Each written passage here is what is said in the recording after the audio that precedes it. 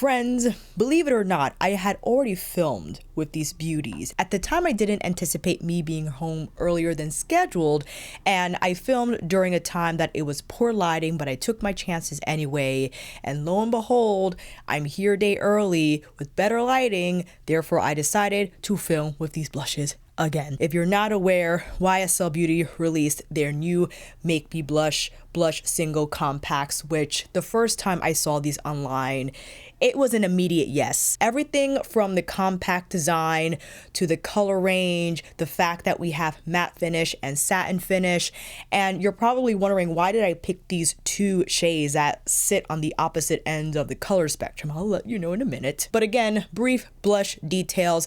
These retail for $45. I purchased mine off the Sephora app, which they are exclusively available on now. I'm not entirely sure when they will be in store.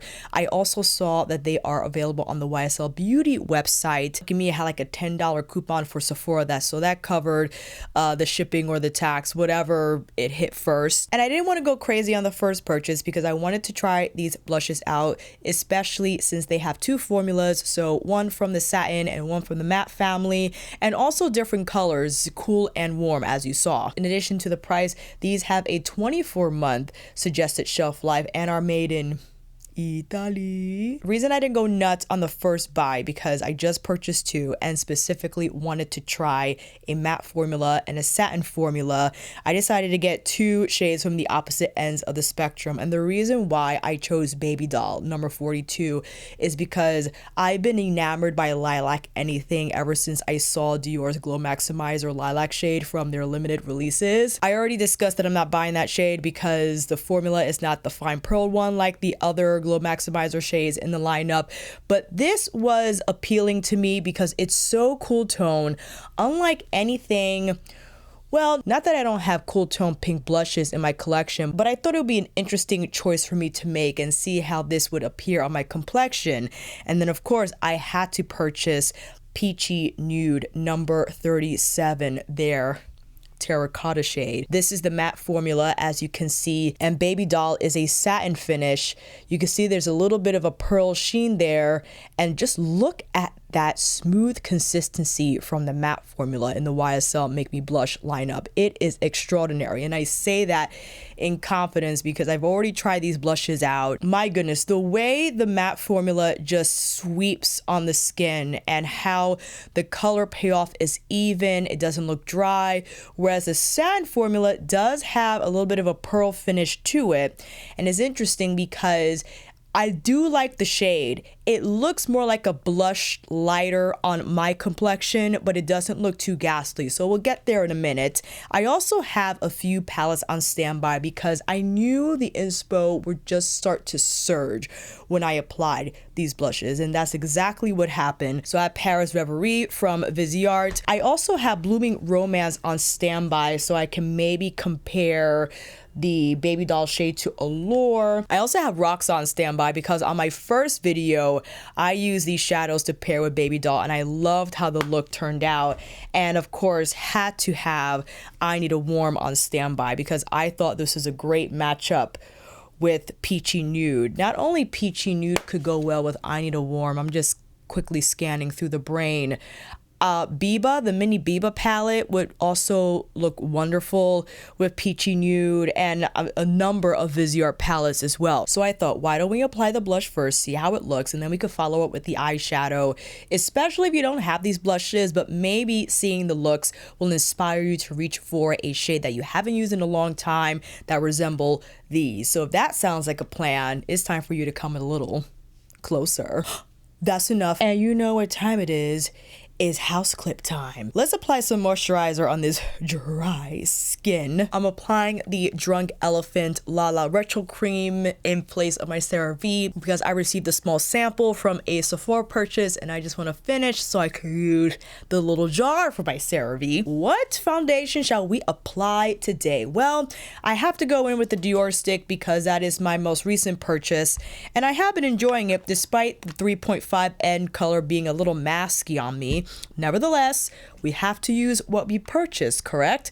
And that means I'm going to do a little cocktail mixing both the LYS and the Dior stick together. I could also mix the Dior stick with my star filter in 3. That was a great combination as well. But I just wanted to try this cocktail again because when I did for the first time on my original Dior video, I think I mixed in a little too much of the LYS.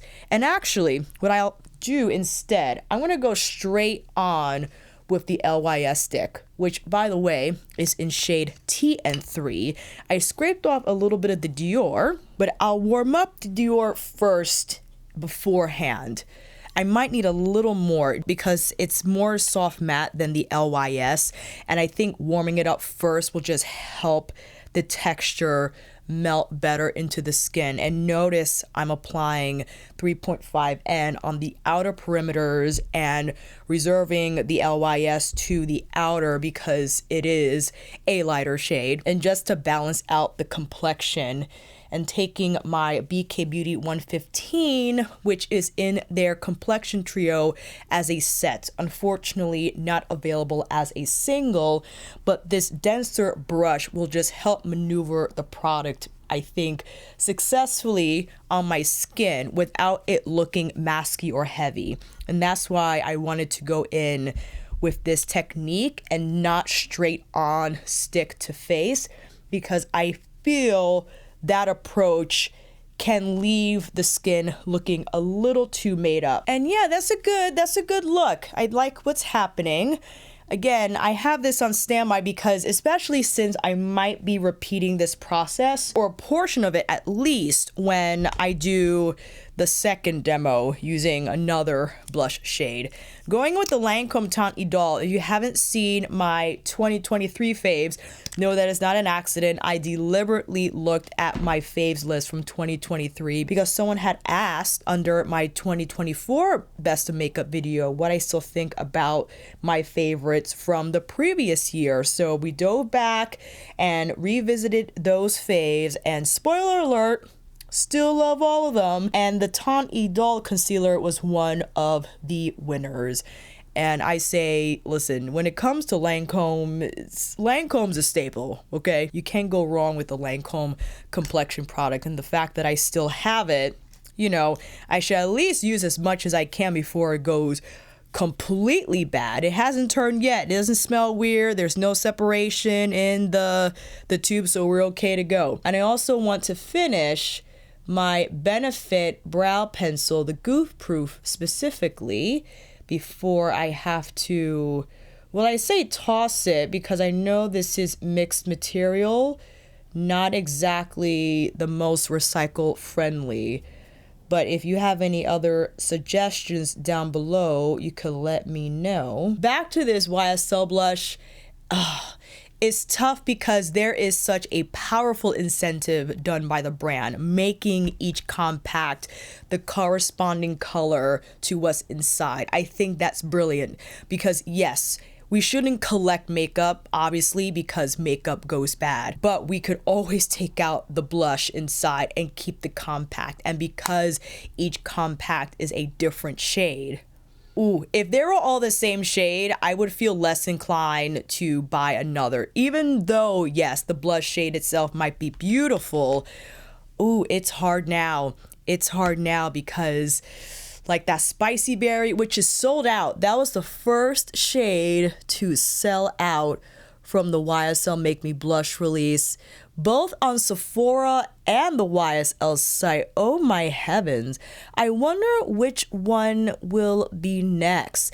And I could have sworn I saw on one of the photos in the carousel on the product page that there was a shade called Coral Crush. Am I losing my mind? I had also read that not all shades were available on the Sephora release, but when I saw the shade list on the YSL site, it was the same number of shades. So I don't know if this was a soft launch, if there are more shades in the wings, right? I don't know what's going on. So if you know more than me, let me know. I'm gonna put a little bit of my Cool Feet lip oil. I might end up changing. Yes, I'm gonna change my mind. I say that because I remember No, I applied this. I'm going crazy. I applied this on my replicating the Dior limited spring release look using this Suku Moisture Glaze shade. Nevertheless, I'm still gonna apply this one because this is from their pre-summer release 2024. I thought this would look nice with the Babydoll shade, and that's what we're going in with first. So it's like a pink, a soft pink, beautiful for spring or any time of year for that matter. All right, are we ready? All right, I'm using my limited edition Refers Saibikoho Goat Hair holiday release. I think this was from 2023. And Sonia's Kakishibu Kiyaki blush brush from the Face Trio, specifically TF2. Here's the thing with this consistency, it's very soft. I don't know if you can detect that on camera, but make sure you don't pounce too hard. You see what I'm saying? I know it's very cool tone, but I think it's so pretty. It has such a lovely brightening effect on the center of my face without looking too ashy. I understand how it can if I apply too much, or maybe the foundation I apply underneath is too light. Like if I were to apply 3N from the Dior stick, this might have took a different turn. And I'm keeping it higher on the cheekbones because, again, of that pearl finish. You can see there's a naturally occurring highlight here on my cheekbone region. Whereas if I were to apply it here into the hollows, you probably wouldn't see that sheen as successfully. So if you're my complexion and you wanted to get Babydoll, this is what it's going to do. It's going to be more of like a brightening highlight blush effect versus like an actual blush sculpt, which means I have Gucci's Warm Berry on standby. But before we apply that into the hollows, let me apply Babydoll on the other side just so we can get a full experience of how this color behaves, how the texture looks on the skin. Again, it lays on evenly, is effortless to apply, and I'm being more liberal with my application here because I want the color to show, but I think it's pretty. It's different. It definitely has more of like a frosty type of a look on the cheeks, which I'm not mad at all. I knew this wasn't going to have the same effect as the Peachy Nude, obviously, or even the warmer pinks in the lineup, the rosier tones. But I think it's fun just to have this shade, this cool tone, cool pink on a complexion like mine, right? But if you want a little more dimension, then yes, you'll have to go in with another shade entirely, which is what I'm gonna do, taking Warm Berry and nudging it into the hollows, mixing it in with the Cool Berry, so many berries, and that's going to add a little more contrast and sculpt to the entire cheek area. You still have that brightening effect from Babydoll, but now as I turn my face, you can see there's actually more of like a blush effect happening from Warm Berry. Also, Will Dior would have been a great choice as well. I have that duo, but I haven't worn Warm Berry in quite some time, so we had to like pull it out. I love how both look, especially because Warm Berry is matte, so it's not going to interfere with the finish, or the satin finish rather, from Babydoll. So I reserve that more pearl finish on the cheekbone area and then use the matte shade to carve, sculpt, and create more of a traditional blush effect on my complexion, and I think it's just absolutely beautiful. Now, a part of me, yes, wishes the Lilac Glow Maximizer was not as chunky as the other Glow Maximizer formulas in the lineup, because I would have tapped that here on the cheekbones. I can still, I do have, let me see, hold on. We got a few options here. I have the Surratt Torche Lumiere in Diamante. I thought there was a rose shade. There's a rose shade for sure. I have to find it. But I also grabbed the Suku Glow Highlighter Stick, specifically in 102. This was a limited edition iridescent pink shade, but it's on the drier side, which means I could either grab the lit up Westman Atelier stick that's a little more emollient than the Suku, or I could grab Dazzle Up So what I'm gonna do is actually mix Dazzle Up and the Suku together and rely on that wet effect from Dazzle Up to just give the Suku texture a little more movement. And there we go. There we go. We got it. We found it. I could scrape it off, but I'm just going finger swirl to finger swirl. And I'll use a tissue to clean the tip of the Dazzle Up stick, because I do like the consistency of the stick just to create a little more slip for these drier stick textures, right? Because I do want that pink kind of twinkle from the Suku highlight stick to work with what we already have with Babydoll and Warmberry. Yes, yes. Now let's get into the eyeshadow. It'll be quick, I know, because I know you want to see Peachy Nude in action, and I could have done one side and the other, which is what I did actually for my original video. But then I was thinking as I was filming, I wanted you guys to see the full effect of the blush on both sides of my face, especially if I wanted to do an entire look inspired by the individual shades. And with that said, let me go in with Roxa just to complete our Babydoll inspired look. And yes, if you're not familiar with Roxa, we have the cool lilacs and the warmer wines. Just to stay in this realm of inspiration, I'm going to stick to the more violet leaning hues. And with that said, I'll start with Velour. Velour is going to be that warmer.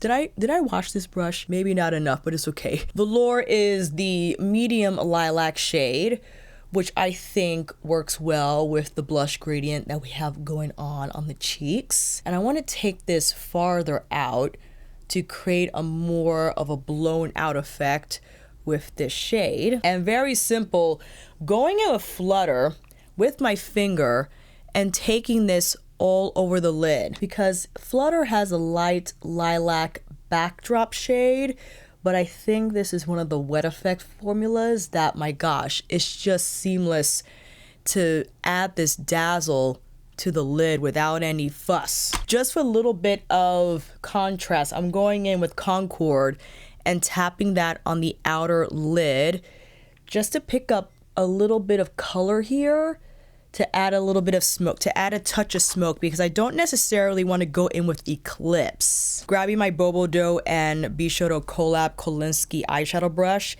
taking Concord and tapping a little more here on the outer lid, because my fingertip wasn't placing enough shadow, enough that I want to create more of that shading. There we go. But it's okay, because the finger tap kind of drafted the area that I wanted to concentrate this application on, and we got that done. And then a little bit of Concord here on the outer fourth quarter of the lower lash line. A little bit of Sweet Pea, the lightest lilac shade. Well, Phoebe I wouldn't consider the lilac, that's more of like a light gray, but I want to take Sweet Pea here on the top edges of our first shade, and on the inner corner have to go in with Dixie. Dixie is this duochrome. It has a lot going on, but I think it'll be lovely here. It has teal reflex, or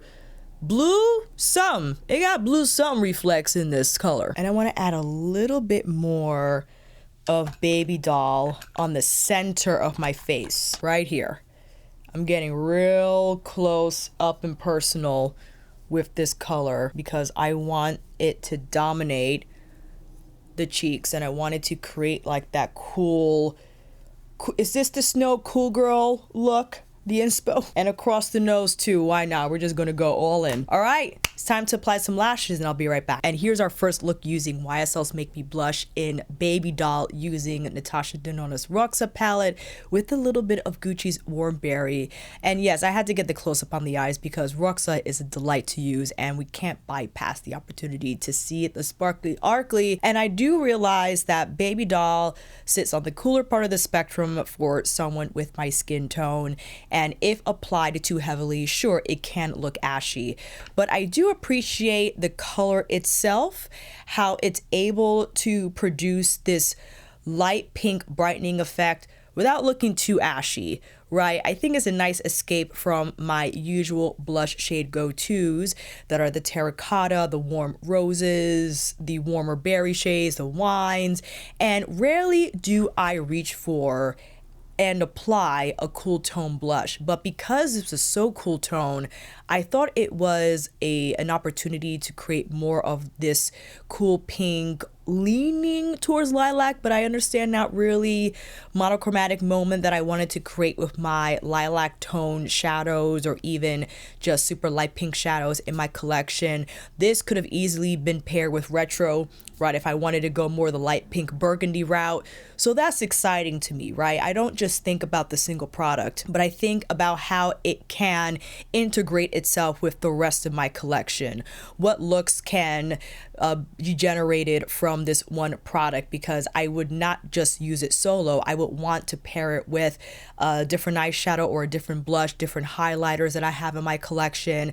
And that's kind of where I sat, because yes, practically speaking, I wouldn't just wear Babydoll by itself, because that case, it would have probably, yes, looked a little too out of place on someone with my skin tone. It wouldn't play the same role as a warmer shade that appears subtle and everyday like me, whereas Babydoll would have appeared more subtle and everyday on someone who's lighter skin tone. But I understand on someone like me, it's going to lean a little more avant-garde, not totally there yet, but is on the border. And because of that, I would have to pair it with other makeup products just to bring everything together. And I don't mind doing that.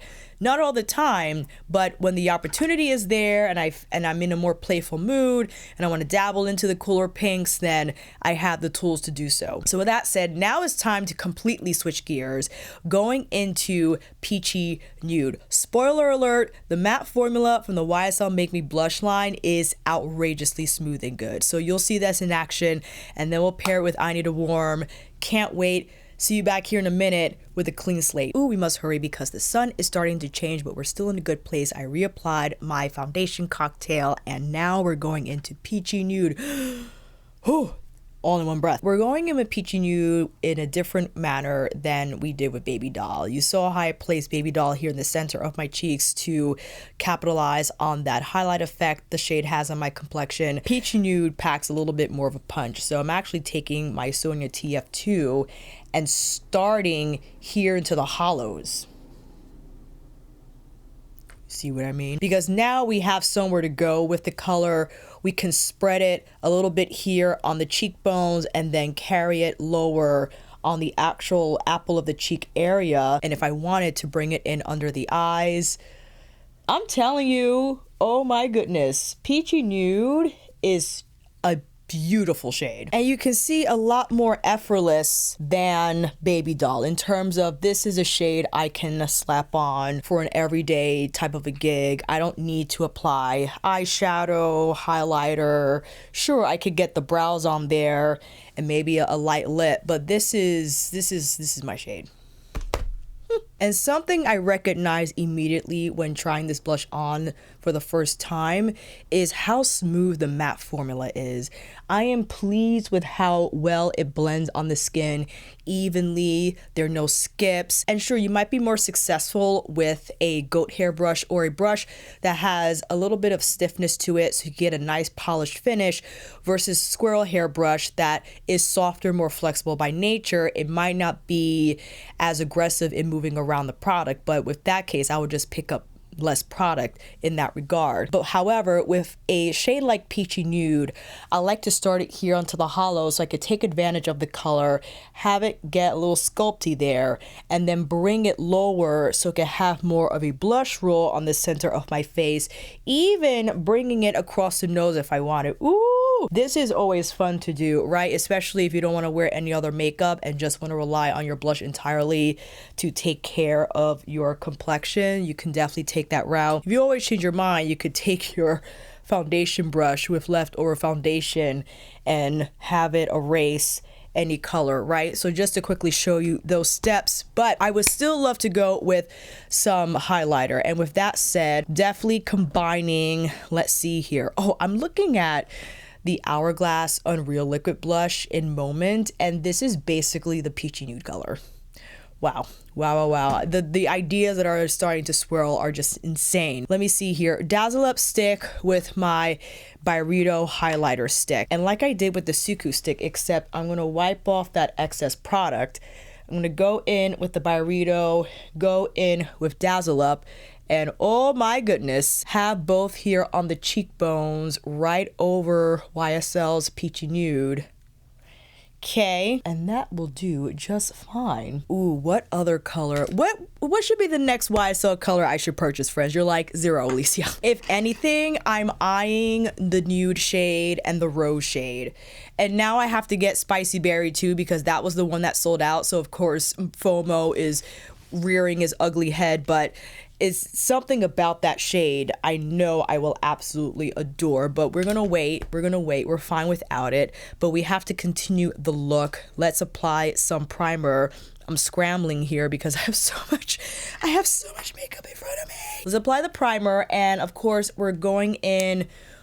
Well, I say I need a warm because that's what's close by, and the first time I filmed with these blushes, that is the palette I used, because I thought with this shade, with Peachy Nude, I mean, how can I not do I need a warm? Definitely cleaning that fur shadow brush we use with Roxa, and I'm going in with Fervor.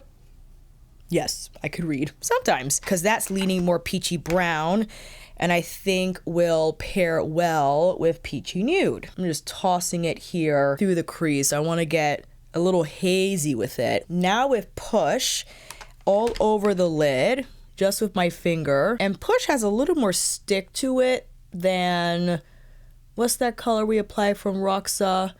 The Wet Effect one. I think because this is a sparkling metallic. The foiled metallic has a little more grab than the Wet Effect formula does. And now with Hanker, which is a metallic bronze, and just tapping that on the outer V to create a little bit of schmirke. The inner corner, I think it'll be nice to go in with Homie. Homie is nice, and I'm happy I'm using my Bobo Bishoto Kolinsky brush, because Homie is a little tight in the pan, but the Kolinsky successfully grabs it enough where it creates really beautiful highlight on the inner corner. And now Pep on the lash line, just to create a little bit of smoke here, more like just a defining lash line. And for the lips, I think I'll go in with Kulfi's Lip Oil Stain in Caramel, pairing that with Lisa's Sculpt and Shape liner in 2N. Let's get these lashes on and I'll be right back. And here is the final look using YSL's Peachy Nude, of course having to grab close-ups of Natasha's I Need a Warm palette. I think the consensus is that Peachy Nude is definitely my shade for sure. The entire look is in my wheelhouse of makeup preference, right? If you've been a long viewer of my channel, you know what shades and colors I tend to gravitate towards. This is it. But I do enjoy what Babydoll gave, for sure. It's something, a color I should say, that I would not apply every day. I will have to be in a certain mindset for it, but I know that it's there, and I appreciated the inspiration that it stirred in me. The minute I saw it online, I said, you know what, I want to give this shade a shot, and I'm happy that I did. I'm happy that I just bought 2 shades, and again, ones that sit at the opposite ends of the spectrum. Super warm, super cool, one satin finish, one matte, the matte being the Peachy Nude shade.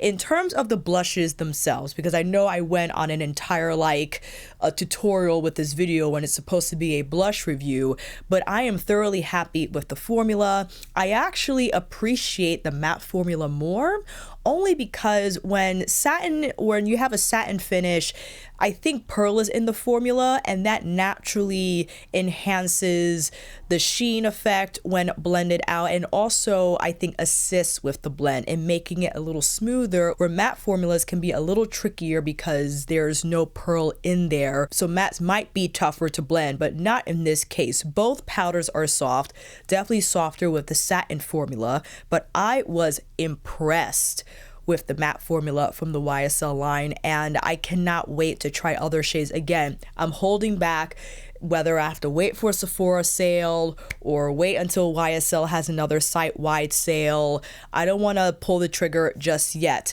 but I'm definitely eyeing more, especially, as I said before, the compacts are different colors. My goodness, why do YSL do that?